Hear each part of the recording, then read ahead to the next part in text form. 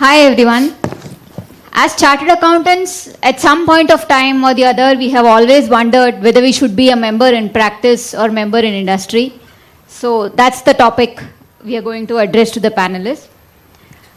This confusion, according to me, is a good thing because confusion is created out of choices and options. And arguably, our profession is the one which gives us the most versatile careers. Today, we have here with us Mr. Sudhir Soni from Ernst & Young and Mr. Sushrut Chitale, who is a partner of Chitale and Company. Sudhir Soni is a national director and partner of assurance services at SR Bartley Boy and Company, which is a member of Ernst & Young. He's got about 27 years of experience doing statutory audits and due diligence. Also, he is a member of Confederation of Indian Industries National Committee on Financial Reporting. He is also a special invitee to the Accounting Standards Board at the ICAI. Welcome, Sudhir. Thanks.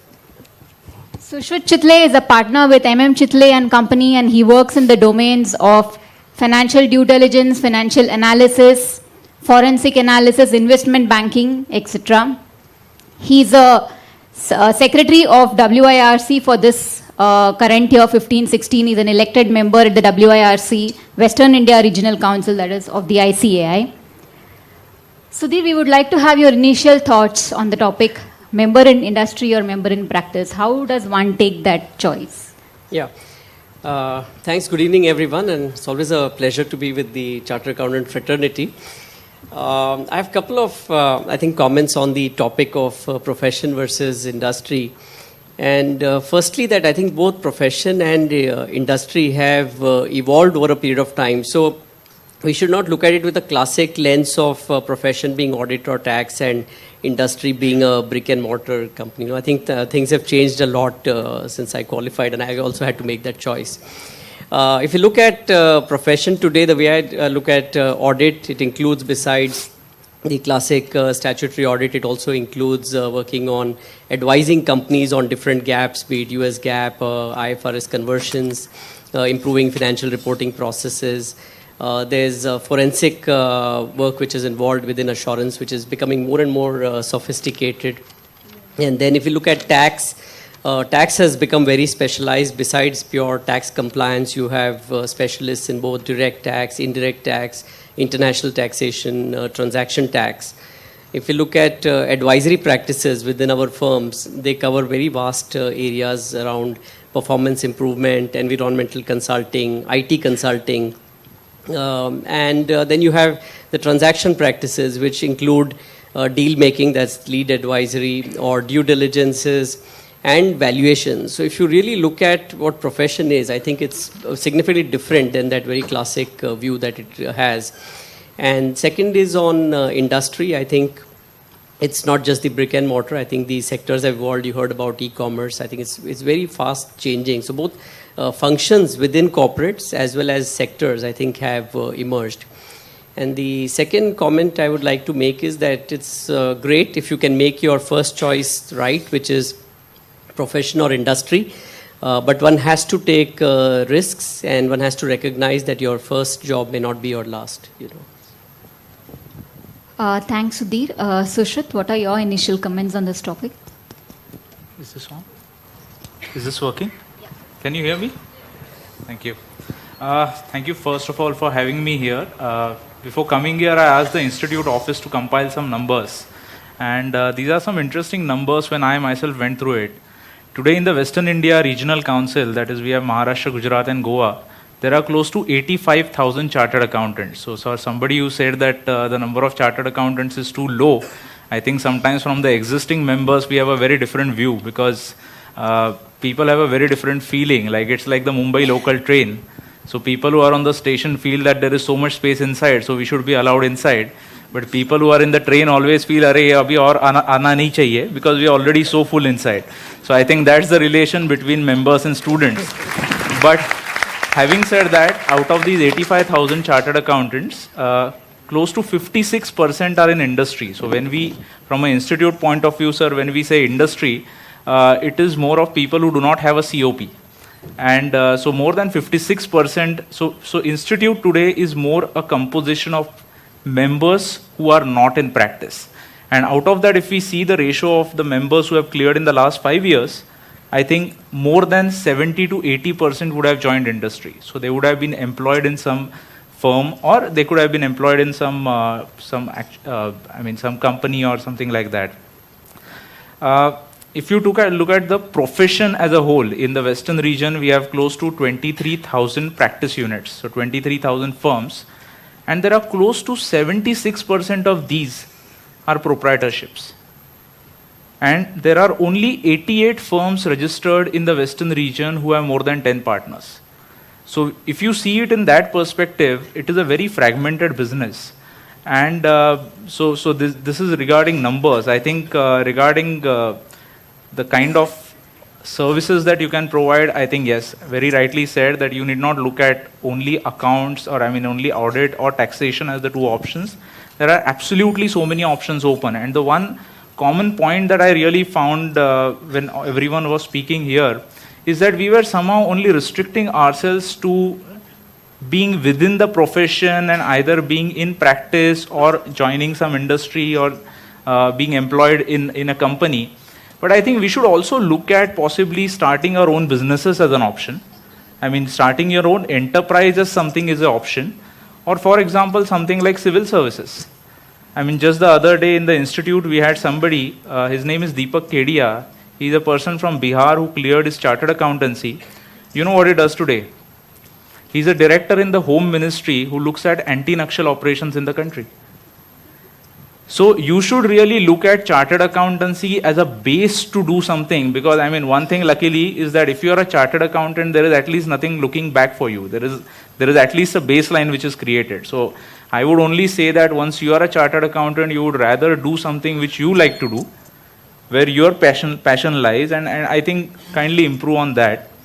And another thing which I would only want to say is that if you look at all the papers of our CA exam, CA final, I would say all of us have been fortunate to pass, because there is a common saying that goes that where there is a will, there is a way, because after every November, there is a May. And I think all of us have been fortunate that after this November and May, we have today come to this level. But if you see any aspect, each subject, you see each subject, say for example, accounts. Now, accounts, what say Mr. Soni would have learned long time back, I think the number of accounting standards have itself increased, but now you have Ind AS coming in, so that has changed completely. Companies Act has completely changed. You have auditing standards which were probably not there at that point of time, so those keep on changing. You have direct tax, you have ICDS coming in. On the indirect tax front, say GST will come in a big way. So every area of work or every subject that we have even studied through the final exam is going to change.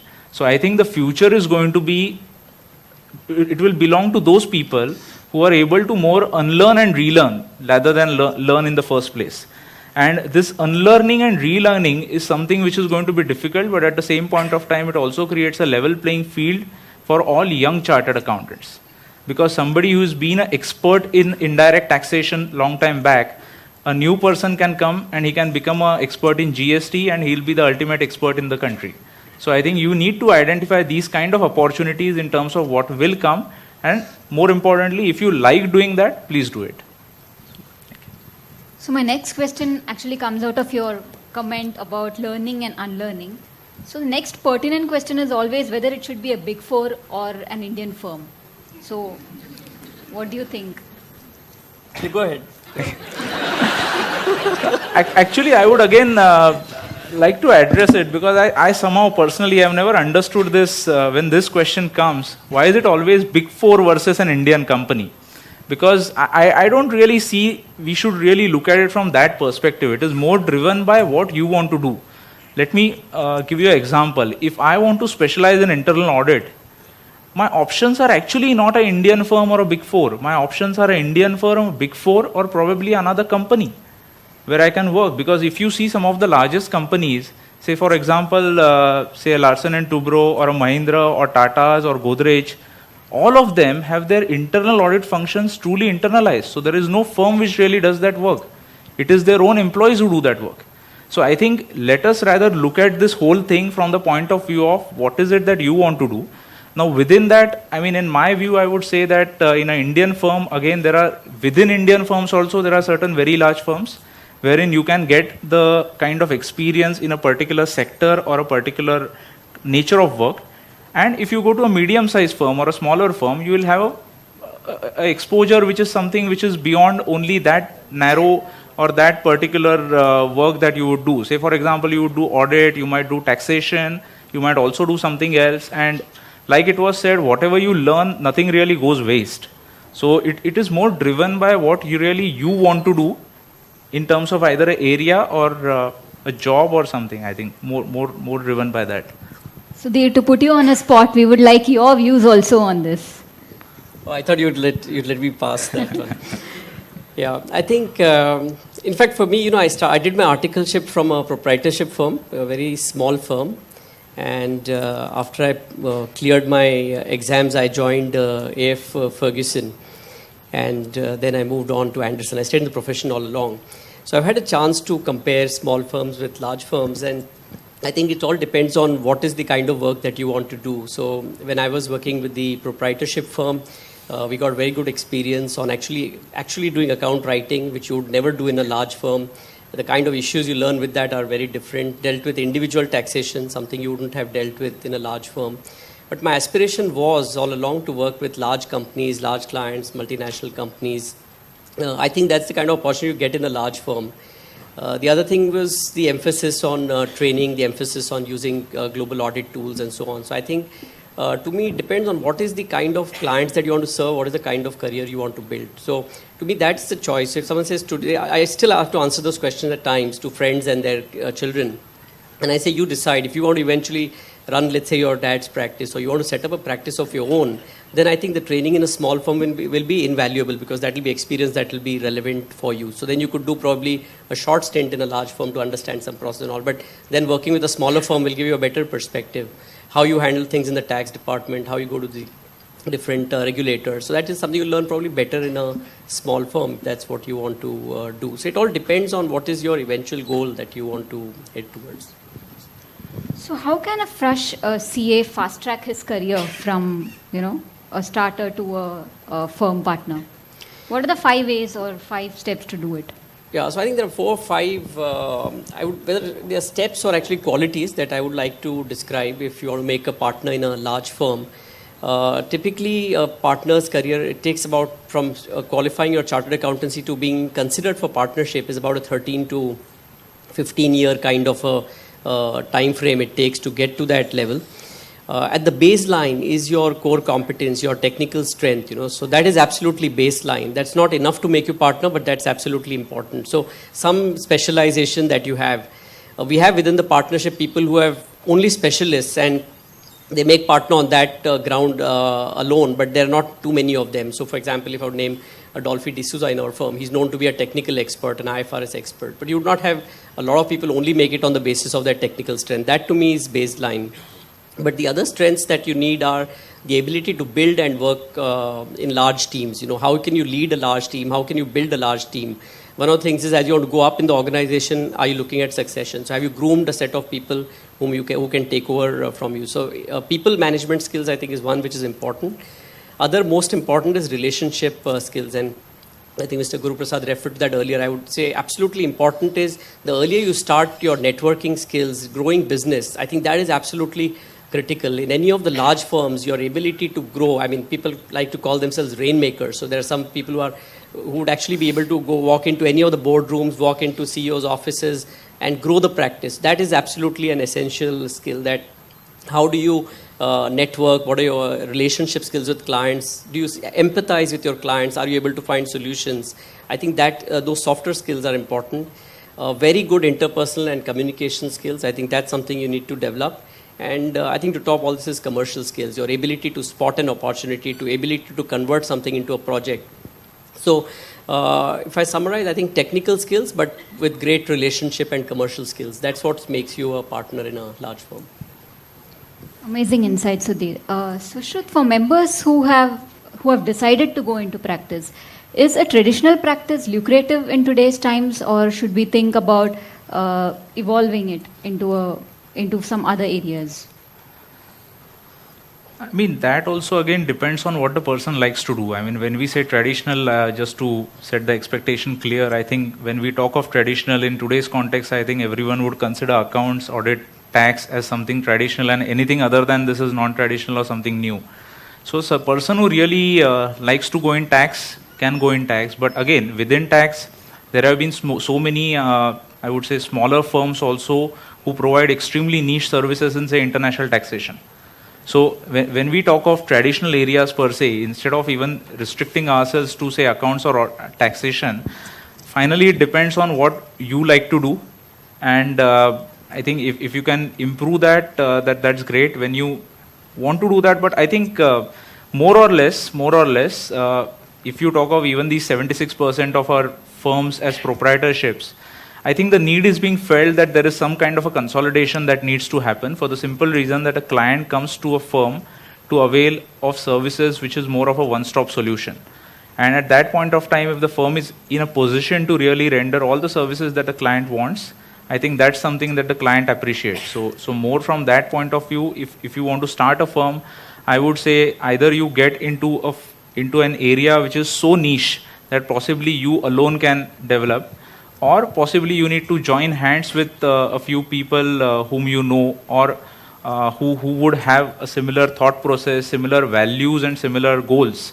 And those people can come together so that you are able to offer a bouquet of services which a client might be in a position to take. So can we take a couple of audience questions? So we'll take a couple of questions from the audience.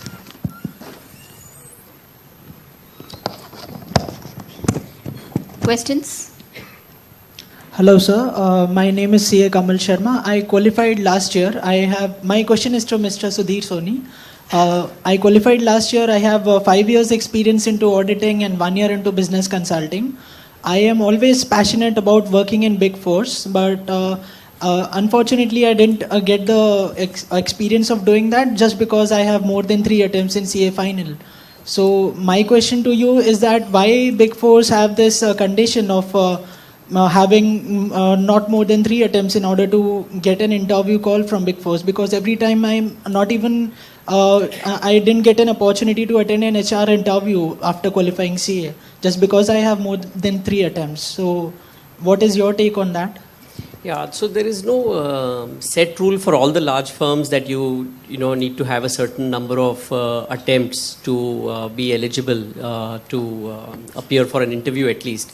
So I would be surprised. All I can tell you is you can send me your resume and we'll take a look at you. Okay, sir. We'll Just take one last more question, questions. please. One last. Sir, hello. Sir, I am Siddharth. Sir, it's a very general question. Like people these days, like all the students are pursuing multiple courses, multiple degrees like CA, CS, LLB, CFA.